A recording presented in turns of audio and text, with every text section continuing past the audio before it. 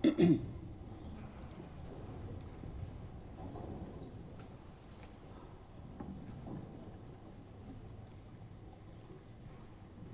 afternoon, everybody. The last session of this tribunal is now convened. All that will happen in this session is that I will read a statement which all of us have drafted together and have agreed on, and immediately I conclude the statement, the proceedings will be adjourned. I just want to let you know in advance what will happen. So I now read the statement. Concluding statement of the judges of the International People's Tribunal on the 1965 crimes against humanity in Indonesia at the close of evidence on 13 November 2015. The judges of this tribunal were appointed by the Foundation for the International People's Tribunal on the 1965 crimes against humanity in Indonesia to evaluate the upheaval and violence that plagued Indonesia during and after September-October 1965, to determine whether these events amounted to crimes against humanity, to express a conclusion on whether the state of Indonesia and or any other state should assume responsibility for these crimes, and to recommend what may be done in the interest of lasting and just peace and social progress in Indonesia. The judges regret that neither the government of Indonesia nor any other state to whom notice was given have made any submissions before this tribunal, despite having been invited. This statement is made on the 13th day of November 2015 at the end of the hearing of oral testimony of the victims and of expert witnesses over 4 days, having taken into account the broad historical background, much research material, writing and opinion, and in particular, the 2012 Komnas HAM, the 2012 Komnas HAM report, which is of course the National Commission of Human Rights, on the results of its investigations into grave violations of human rights during the events of 1965-1966.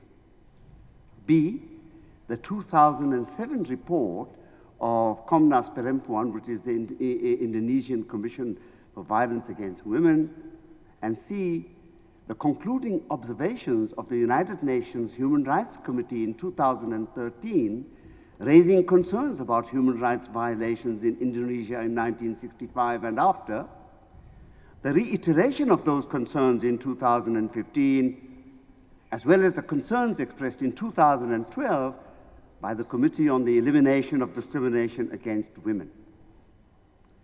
The broad historical background included the following: the government in Indonesia before the events of 1965, accounts of these events and their impact, the years of the Suharto dictatorship until about the turn of the century, the new reformist constitutional era ushered in after the round rejection of the Suharto regime, as well as events after that.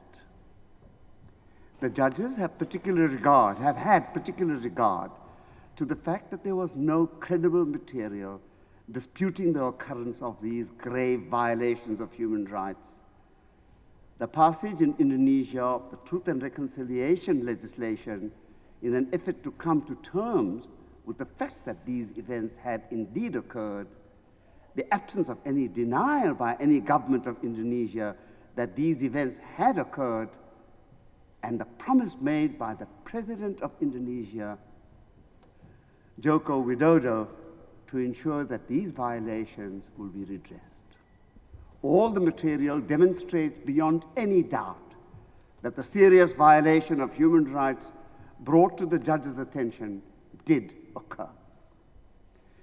The judges consider that allegations by the prosecution of cruel and unspeakable murders and mass murders of over tens of thousands of people, of unjustifiable imprisonments of hundreds of thousands of people without trial and for unduly long periods in crowded conditions, and the subjection of many of the people in prison to inhumane and ruthless torture and to forced labor that might well have amounted to enslavement, are well-founded. It has also been demonstrated that sexual violence, particularly against women, was systematic and routine, especially during the period 1965 to 1967, that many political opponents were persecuted and exiled, and that many thousands of people who, according to propagandist and hate discourse, were thought not to support the Suharto dictatorship with sufficient fervor, disappeared.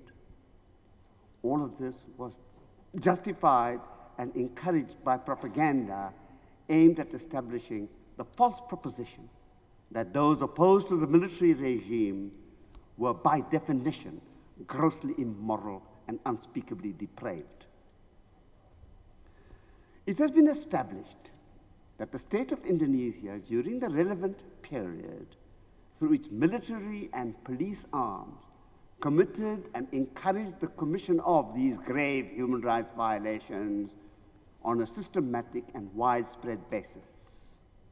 The judges are also convinced that all this was done for political purposes, to annihilate the PKI and those alleged to be members or sympathizers of the PKI, as well as a much broader number of people, including the Sukarno loyalists, trade unions, and teachers. The design was also to prop up a dictatorial, violent regime which the people of Indonesia have rightly consigned to history. It cannot be doubted that these acts, evaluated separately and cumulatively, constitute crimes against humanity, both in international law and the values of the legal framework of the new reformist era accepted by the people of Indonesia 17 years ago. This tribunal has heard the detailed and moving evidence of victims and families, as well as the evidence of established experts.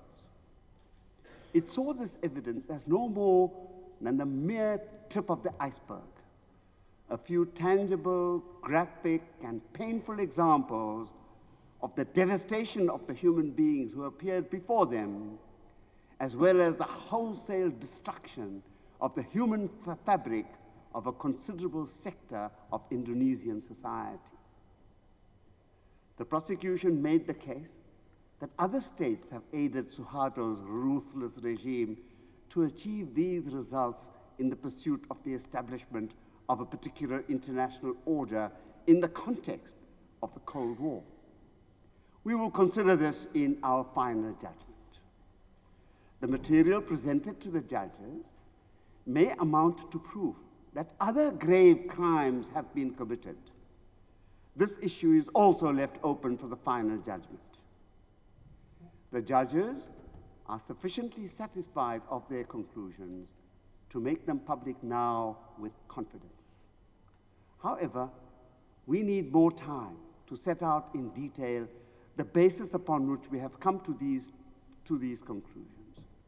We shall file a final judgment justifying with reasons every conclusion and opinion has received the Commission's report and recommendations on its investigations. The government has not implemented these recommendations, and in our view, should do so as a matter of urgency. These recommendations include appropriate reparation for victims. That is the statement. It will be made available in printed form in about 10 or 15 minutes. This tribunal is now adjourned for the last time.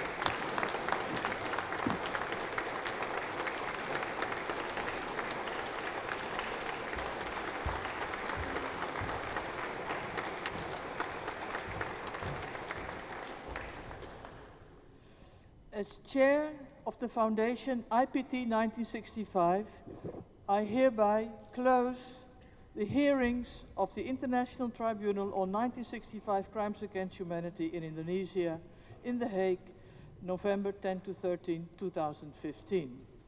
We have heard the statement of the judges.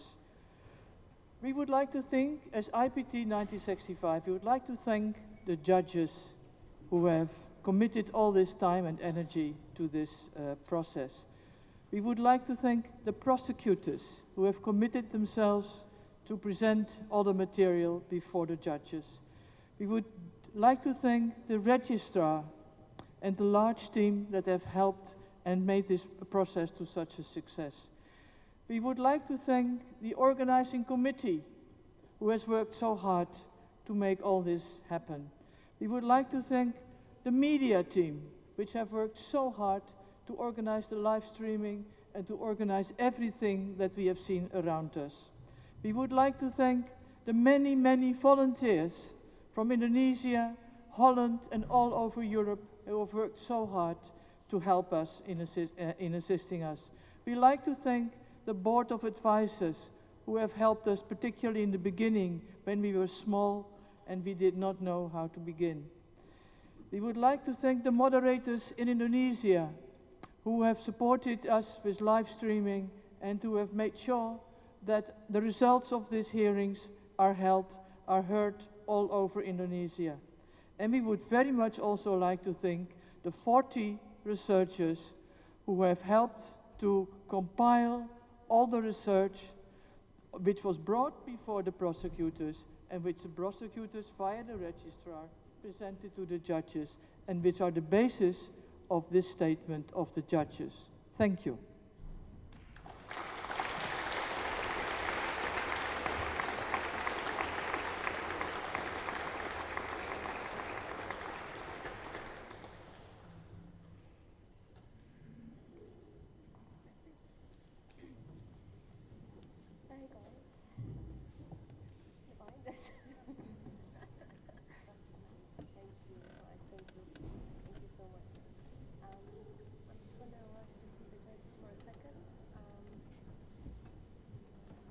And of course, the most important, the witnesses, right?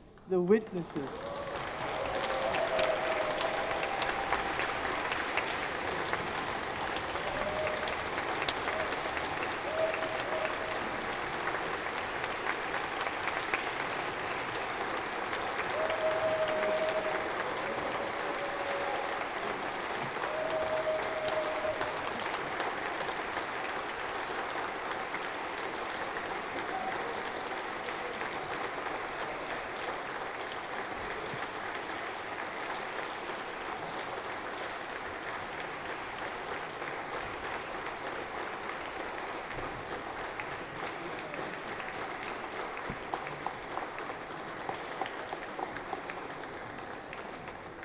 Yeah.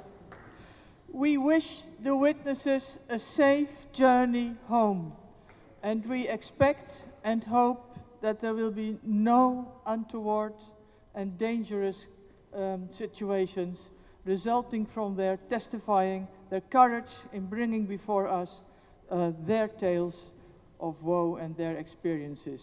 And I would particularly also like to thank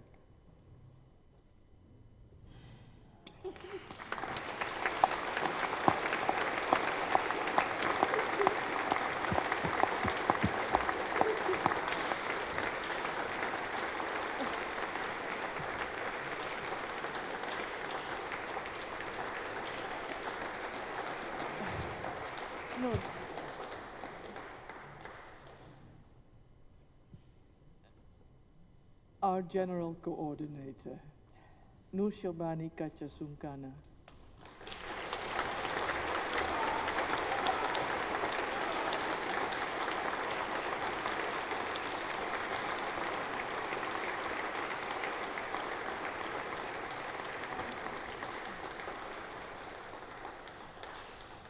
There is now a press conference downstairs to which we can all go if you would like to hear.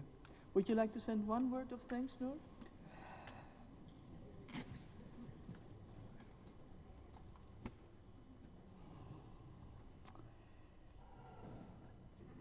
This is a great moment in my life. And I dedicate, as I mentioned in my welcome statement, this tribunal dedicated to all people who disappeared, dead, tortured, and all the victims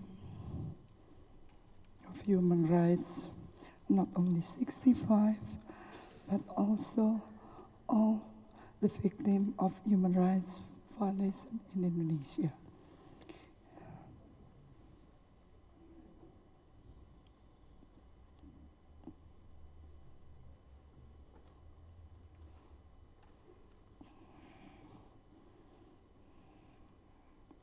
Also to my